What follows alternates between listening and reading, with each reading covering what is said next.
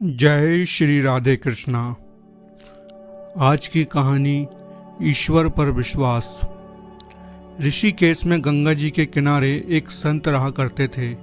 वह जन्मांध थे और उनका नित्य एक नियम था कि वह शाम के समय ऊपर गगनचुंबी पहाड़ों में भ्रमण करने के लिए निकल जाते और हरि नाम का संकीर्तन करते जाते। एक दिन उनके एक शिष्य ने उनसे पूछा, बाबा आप हर रोज इतने ऊंचे ऊंचे पहाड़ों पर भ्रमण करने जाते हैं, वहाँ बहुत गहरी गहरी खाइयाँ भी हैं और आपको आंखों में दिखलाई भी नहीं देता, क्या आपको डर नहीं लगता? अगर कभी पांव लड़खड़ा गए तो? बाबा ने कुछ नहीं कहा और शाम के समय शिष्य को साथ ले गए। पहाड़ों के मध्य थे तो बाबा ने शिष्य से कहा, जैसे ही कोई गहरी खाई आए तो बताना। दोनों चलते रहे और जैसे ही गहरी खाई आई, शिष्य ने बताया कि बाबा गहरी खाई आ चुकी है। बाबा ने कहा, मुझे इसमें धक्का दे दे। अब तो शिष्य इतना सुनते ही सक पका गया। उसने कहा, बाबा मैं आपको धक्का कैसे दे सकता हूँ, मैं ऐसा हरगिज नहीं कर सकता।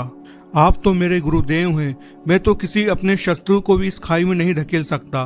बाबा ने फिर कहा, मैं कहता हूँ कि मुझे इस खाई में धक्का दे दो, ये मेरी आज्ञा है और मेरी आज्ञा की अवहेलना करोगे तो नर्कगामी होगे।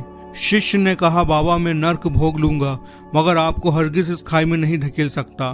तब बाबा ने शिष्य से कहा, रे नादान बालक, जब तुम जैसा एक साधारण प्राणी मुझे खाई में नहीं धकेल सकता तो बता मेरा मालिक भला कैसे मुझे खाई में गिरने देगा। उसे तो सिर्फ गिरे हुओं को उबारना आता है, गिरे हुओं को उठाना आता है, वह कभी भी किसी को गिरने नहीं देता। वह पल पल हमारे साथ है, बस हमें विश्वास रखना होगा उस पर। जय श्री राधे कृष्णा।